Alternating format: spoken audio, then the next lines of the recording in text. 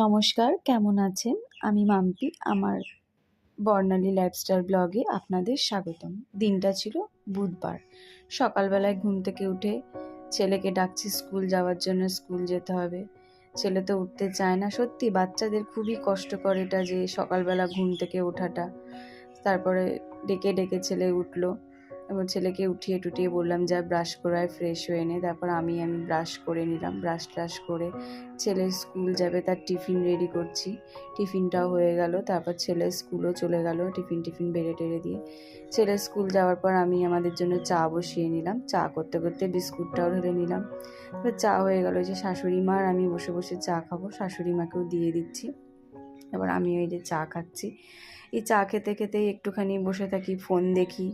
এই সময়টাই একটুখানি বসে থাকি, মানে চাও খাওয়া হয়, বসে বসে ফোন দেখি, এটা ওটা ভাবি দুপুরে কি রান্না করব, এটা কি করব, ছেলে আসলে কি হবে। তারপর চা খাওয়া হয়ে গেল।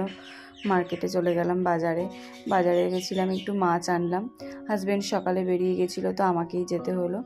পার্শে মাছ আর চিংড়ি মাছ নিয়ে এসেছিলাম, আর হাঁসের ডিমটা ডিনারের জন্য করব, আর মাছগুলো দুপুরে রান্না করব। রান্নাও বসিয়ে দিলাম আমি। আমার এই যে পার্শে মাছের ঝোল করব, চিংড়ি মাছের পাতুরি আর হাঁসের ডিম। আমার মাছের ঝোল হয়ে গেছে, ডিমও রান্না হয়ে গেছে। তারপর চিংড়ি মাছটা করব।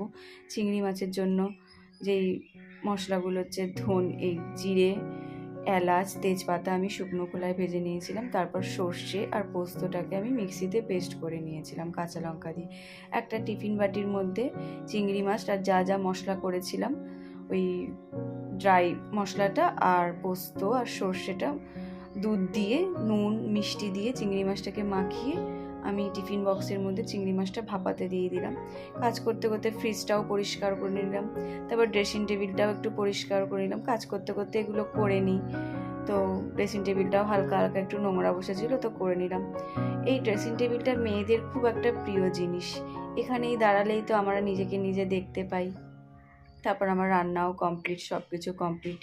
রান্না করার পর যা বাসন বেরোয়, বাসনগুলো আমি নিজেই মেজে নিই, বাসন মাজছি। বাসন মাজা কমপ্লিট হয়ে গেলে আমি চান করে নেব।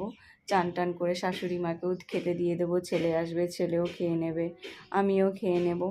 তারপর দুপুরের সবার খাওয়া দাওয়া হয়ে গেলে একটু শুয়ে পড়ি। বিকালবেলায় উঠি, বিকেল হয়ে গেছে। তারপরে উঠলাম, উঠে একটু সন্ধে ঠাকুর দেবো। সন্ধেবেলাতে এই যে আমার গোপু সোনাদের স্বয়ং দিয়ে দিলাম। তারপর সন্ধ্যের চাটা করব, চা খাবো যেটা। এবার ছেলে দুধ কর্নফ্লেক্স খাবে, তো ছেলেকে দুধ আর কর্নফ্লেক্স দিয়ে দিলাম। আমিও আমার চা নিয়ে বসলাম। ওদিকে শাশুড়ি মাও চা খাচ্ছে, আর চা খাচ্ছি আর একটু টিভি দেখছি, ছেলের সঙ্গেও গল্প করছি। আর ছেলে তো ক্যামেরার সামনে পেলে একটুখানি উল্টোপাল্টা করেই, তো ছেলেও তাই করছিল। তারপর ছেলেকেও পড়তে বসালাম, পড়তে টড়তে তারপর রাতের ডিনারের জন্য রেডি করছি। রুটি আর কাঁকরোল আলু ভাজবো। এই ভাজাটা শাশুড়ি মায়ের জন্য করব। তো শাশুড়ি মা রাতে মাছ ডিম খায় না, তো সেই জন্য শাশুড়ি মায়ের জন্য করে রুটিও করছি। রুটি আর করা হয়ে গেলে শাশুড়ি মা ছেলেকে ডিনারে দিয়ে দেবো, আমরাও খেয়ে নেব। এই যে এদিকে কাঁকরোল আলু ভাজছি। তারপর এই যে রুটি করতে করতে ছেলে এসছে, পড়ছিল, পড়তে পড়তে আমায় এটা ওটা জিজ্ঞেস করে। আমার রান্নাও হয়ে গেল। এবার একটু আমরাও সবাই ডিনার করে নিলাম। ডিনার করে এই যে টিভি দেখছি, জাস্টিস নিয়ে, মেয়েটাকে নিয়ে সব টিভি দেখে দেখে এই যে টিভি দেখলাম। তারপর এবার একটু রাত হয়ে গেল, এবার ঘুমিয়ে পড়লাম। Bye, good night. ভালো লাগলে লাইক, শেয়ার।